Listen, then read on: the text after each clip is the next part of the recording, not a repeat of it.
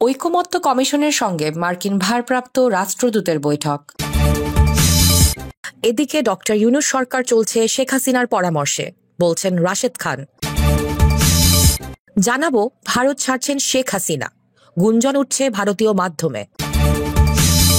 এবং সর্বশেষ জানাবো ৭২-এর সংবিধান রাখতে চান আপনারা কি পাকিস্তানের দালাল, বিএনপির উদ্দেশ্যে ফরহাদ মোজহার। এতক্ষণ শুনছিলেন সংবাদ শিরোনাম, এবারে বিস্তারিত। ঐকমত্য কমিশনের সঙ্গে মার্কিন ভারপ্রাপ্ত রাষ্ট্রদূতের বৈঠক। ঢাকায় নিযুক্ত মার্কিন চার্জ অ্যাফেয়ার্স ট্রেসি অ্যান্ড জ্যাক বসনের সঙ্গে বৈঠক করেছে জাতীয় ঐকমত্য কমিশন। সূত্র জানায়, মঙ্গলবারের বৈঠকে ট্রেসি অ্যান্ড জ্যাক বসনের সঙ্গে ছিলেন যুক্তরাষ্ট্র দূতাবাসের পলিটিক্যাল কাউন্সিলর এরিক গিলান। অন্যদিকে ঐকমত্য কমিশনের পক্ষ থেকে বৈঠকে অংশ নেন সংবিধান সংস্কার কমিশনের প্রধান ও জাতীয় ঐকমত্য কমিশনের সহসভাপতি অধ্যাপক ডক্টর আলী রিয়াজ, প্রধান উপদেষ্টার বিশেষ সহকারী ও কমিশন সদস্য মনির হায়দার সহ কয়েকজন কমিশন সদস্য। সূত্র জানায়, বৈঠকে উভয় পক্ষের মধ্যে রাজনৈতিক অন্তর্ভুক্তি এবং জাতীয় ঐক্যের বিষয়টি গুরুত্বের সঙ্গে স্থান পায়। এর আগে সোমবার রাষ্ট্রদূতের বাসভবনে ট্রেসি অ্যান্ড জ্যাক বসনের সঙ্গে বৈঠক করে জাতীয় নাগরিক পার্টির এনসিপি একটি প্রতিনিধি দল। বৈঠকে এনসিপি প্রতিনিধি দলের নেতৃত্ব দেন দলটির আহ্বায়ক নাহিদ ইসলাম এবং সদস্য সচিব আক্তার হোসেন। জানা গেছে, বৈঠকে দেশের সামগ্রিক পরিস্থিতি নিয়ে আলোচনা হয়েছে। বিশেষ করে দেশের বর্তমান রাজনৈতিক পরিস্থিতি ও আগামী জাতীয় নির্বাচন ছিল আলোচনার মূল বিষয়বস্তু। পাশাপাশি বাংলাদেশ ও যুক্তরাষ্ট্রের স্বার্থ সংশ্লিষ্ট বিষয়েও আলোচনা হয়। বৈঠকের বিষয়ে এনসিপির যুগ্ম সদস্য সচিব আলাউদ্দিন মোহাম্মদ বলেন, দেশের রাজনৈতিক দলগুলোর সঙ্গে ধারাবাহিক বৈঠকের অংশ হিসেবে এনসিপির সঙ্গে বৈঠক করেন মার্কিন রাষ্ট্রদূত।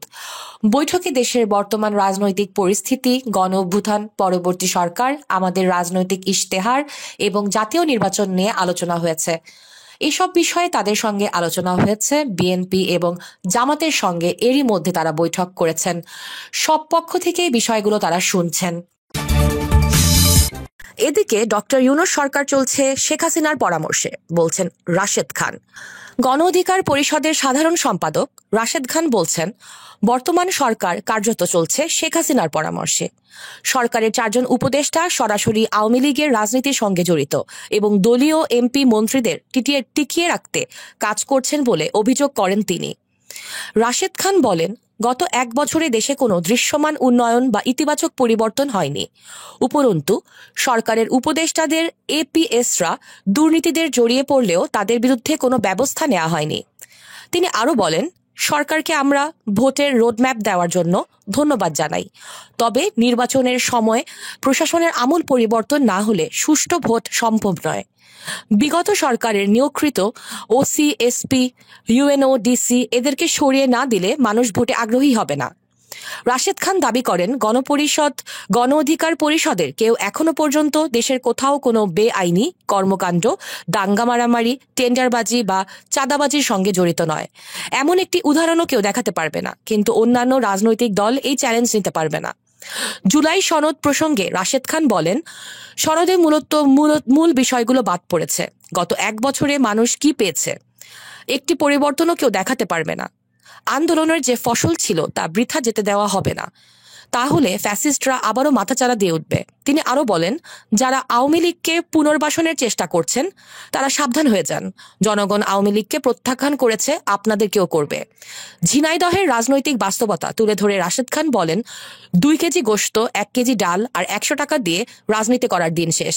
লুটপাটের টাকায় রাজনীতি বাংলাদেশে আর চলবে না। এখন ভালো মানুষ রাজনীতিতে এসেছে, জনগণ তাদেরই ভোট দেবে। জানাবো ভারত ছাড়ছেন শেখ হাসিনা, গুঞ্জন উঠছে ভারতীয় গণমাধ্যমে। 2024 সালের 5 আগস্ট দুপুরের পর থেকে ভারতে অবস্থান করছেন বাংলাদেশের সাবেক প্রধানমন্ত্রী শেখ হাসিনা। শুরুতে গুঞ্জন উঠেছিল তিনি ভারতের বাইরে মধ্যপ্রাচ্য বা ইউরোপের কোনো দেশে পাড়ি জমাবেন, কিন্তু ভারতীয় ভিসার মেয়াদ শেষ হওয়ার পরেও তিনি ভারতে অবস্থান করছেন। ভারতীয় গণমাধ্যম আজ তাক বাংলার আয়োজিত একটি টক শোতে আলোচিত আইনজীবী নিঝুম মজুমদারকে এ নিয়ে প্রশ্ন করা হয়। নিঝুম মজুমদার জানান, আপাতত তিনি এমন কোনো সম্ভাবনা দেখছেন না যে শেখ হাসিনা ভারতে থেকে অন্য কোথাও যাবেন। তিনি বলেন, ভারত সরকার তার জন্য দুহাত প্রসারিত করেছে। টকশোতে আরো প্রশ্নে উঠে শেখ হাসিনার বর্তমান অবস্থান, সেনাপ্রধানের কোথায় থাকা, আওয়ামী লীগ নির্বাচনের অংশ নেবে কিনা এবং নির্বাচনের পর ডক্টর ইউনূস দেশ ছাড়বেন কিনা ইত্যাদি। ভারতীয় গণমাধ্যমে এ নিয়ে খুব বেশি তথ্য প্রকাশ হয়নি। সরকারি পক্ষ থেকেও কোনো বিস্তারিত তথ্য পাওয়া যায়নি। তবে ধারণা করা হচ্ছে শেখ হাসিনাকে ভারতে কঠোর নিরাপত্তার মধ্যে রাখা হয়েছে এবং তার পরিবারের সদস্যদের সঙ্গে দেখা করার সুযোগ সীমিত। ভারতীয় গণমাধ্যম এবং বিশ্লেষকরা এই অবস্থাকে বাংলাদেশের রাজনীতিতে চলমান অস্থিরতার এক গুরুত্বপূর্ণ অংশ হিসেবে দেখছেন। ৭২-এর সংবিধান রাখতে চান আপনারা কি পাকিস্তানের দালাল? বিএনপির উদ্দেশ্যে ফরহাদ মজহার। ৭২-এর সংবিধান যারা লিখে দিয়েছে তারা পাকিস্তানি ছিল মন্তব্য করে কবি ও দার্শনিক ফরহাদ মজহার বলেন, পাকিস্তানের সংবিধান লিখার জন্য ১৯৭০ সালে তাদেরকে আমরা ভোট দিয়ে নির্বাচন করেছি। তাহলে আমাকে বলেন, বিএনপিকে জিজ্ঞাসা করছি, এই যে ৭২ সালের সংবিধান আপনারা ধরে রাখতে চান, আপনারা কি পাকিস্তানের দালাল?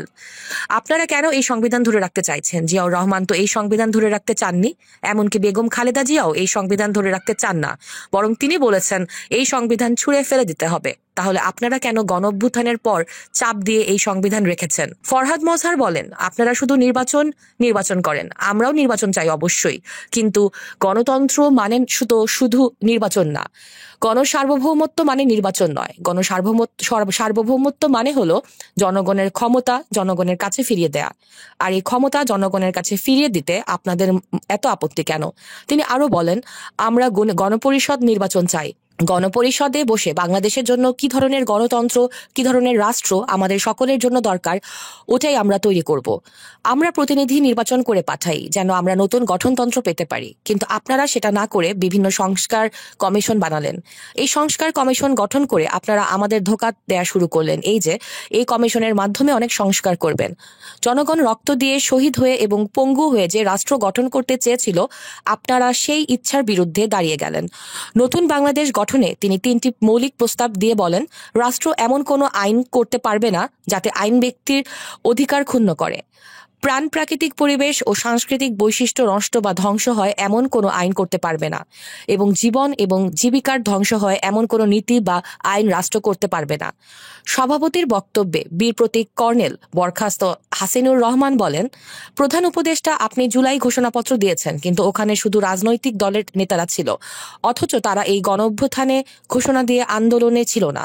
যারা এই আন্দোলনে ছিল সেই কৃষক, শ্রমিক, ছাত্রদের সাথে বসার সময় আপনি পান না। আপনাকে কে নিষেধ করেছে স্থানীয় সরকার নির্বাচন দিতে?